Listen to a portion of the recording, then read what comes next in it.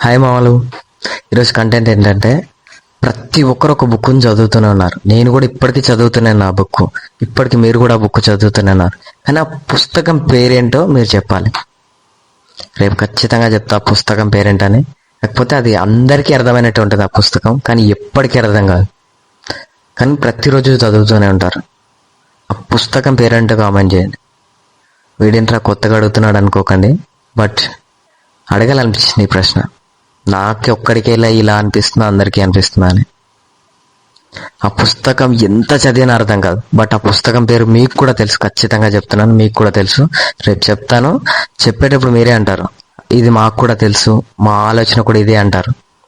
ఆ పుస్తకం పేరేంటో మీరు కామెంట్ చేయండి. కానీ ప్రతిరోజు చదువుతారు, కానీ ఎప్పటికీ అర్థం కాదు ఆ పుస్తకం ఏంటో. కామెంట్ చేయండి. ప్రతి కామెంట్ చదువుతా.